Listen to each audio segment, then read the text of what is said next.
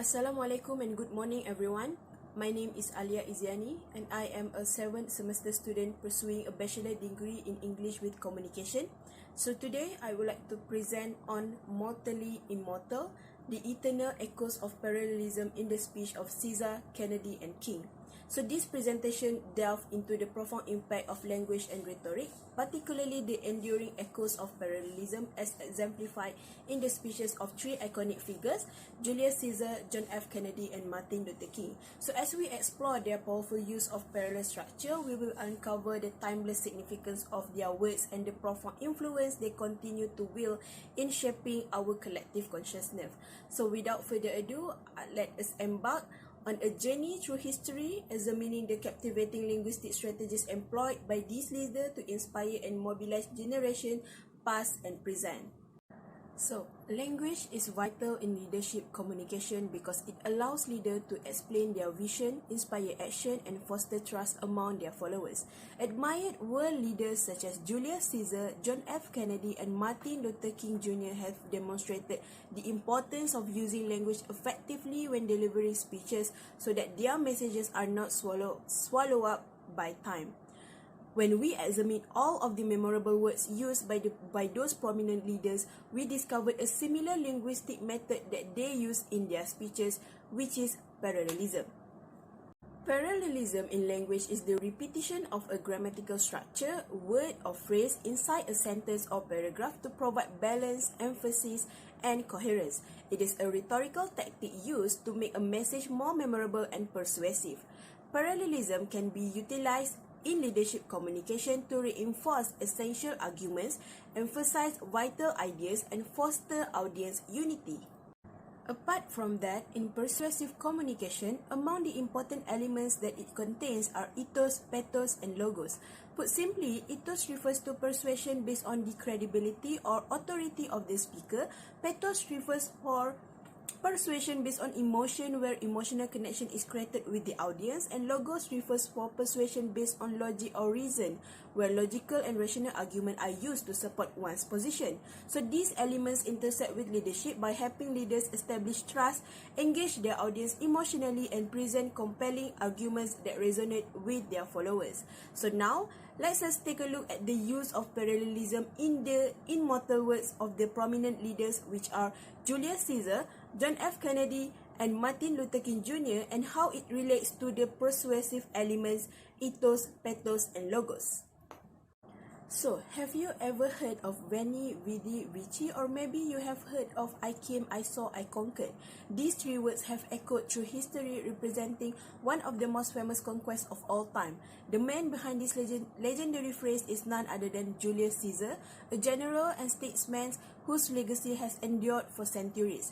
This famous remark of his is a good example of linguistic parallelism. The type of parallelism utilized in this phrase is one in which single words are repeated within a sentence. In this case, the phrase parallel structure is employed to emphasize the swiftness and decisiveness of his acts, which is an important part of his leadership style. By repeating the same grammatical pattern, Caesar establishes a feeling of balance and coherence, making his message more memorable and powerful.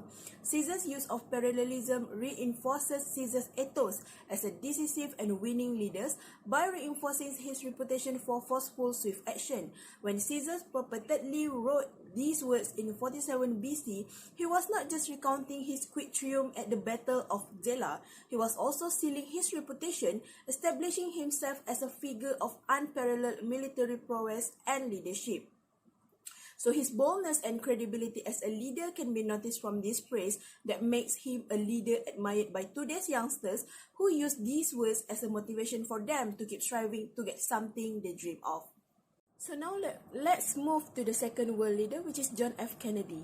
So, ask not what your country can do for you, ask what you can do for your country is a famous phrase by John John F. Kennedy, the 35th President of the United States, as well as the youngest man elected to the office. So this quote uses antithesis parallelism, which depicts two opposite ideas in parallel.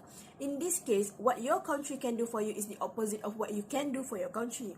So this quotation is impressive, not simply because of its praise pattern. It is also an impactful phrase since it evokes emotion in listeners when they heard and read it. As a result, it is also congruent with the persuasive element, which is pathos, that refers to an emotional appeal used by a speaker or writer to elicit feelings of empathy, sympathy, and patriotism from the audience. The quote's emotional power is enhanced by the repeating of parallel sentences, which creates rhythm. Kennedy emphasizes the contrast between selfishness and selflessness by repeating words like "us not" and "us what", as well as the significance of shifting their attention from personal benefit to collective effort. This quote also inspired children and adults to see the importance of civic action and public services. Aside from that, the repeating of "your country" and "you" add emotional depth to this quote. This is because Kennedy's use of the pronoun "you" allowed him to connect with the audience on a personal level, which also instilling a sense of individual responsibility. In addition, using the pronoun "you" makes the message more personable and meaningful to each listener. So, listeners may believe that they are immensely vital to the nation's well-being. So, from this quote, we can see that Kennedy masterfully used emotion and parallelism to inspire solidarity and patriotism among his audience, making his words will not be forgotten throughout the age. So, Martin Luther King Jr. Injustice anywhere is a threat to justice everywhere. This is a famous quote by Martin Luther King Jr., who was one of the most prominent leaders in the civil rights movement from 1955 until his assassination in 1968. This quote exhibits a type of parallelism just like the famous quote by Kennedy that we have discussed before, which is antithesis. In this case, injustice anywhere is contrasted with justice everywhere. So, King was a master at using logical appeals or logos to communicate his message effectively. King uses logos throughout his speech by providing evidence and reasoning for why civil rights are important. In addition, King's speech also demonstrates logical coherence through the quote "injustice anywhere is a threat to justice everywhere," implying that when people are treated unfairly in one place, it becomes acceptable. So this could lead to unfairness in additional area. King's use of a simple phrase to convey the concept of justice demonstrates his leadership and vision for change. The parallel structure establishes a logical link between the two opposing conceptions, allowing the listener to better understand the relevance of his point that injustice in any element of society weakens the overall system of justice.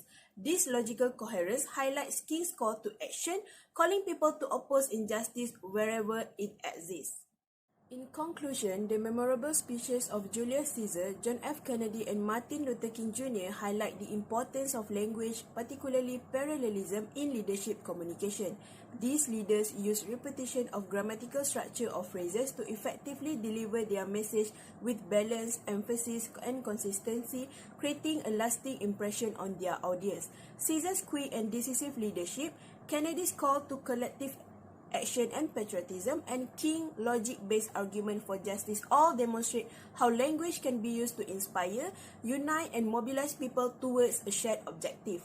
Furthermore, the use of ethos, pathos, and logos strengthens leadership persuasive ability, allowing them to create credibility, elicit emotion, and offer compelling arguments. These speeches' continuing influence and immortality can be owed in part to their brilliant use of parallelism to inspire and motivate followers. Parallelism repetitious nature not only makes their speeches more memorable, but it also underlines their main points and themes. By adopting parallel structures, these leaders were able to communicate with clarity and conviction, striking a deep chord with their audience across time and location. As a result, understanding language and its rhetorical strategies such as parallelism is critical for aspiring leaders who want to communicate effectively and leave a lasting legacy.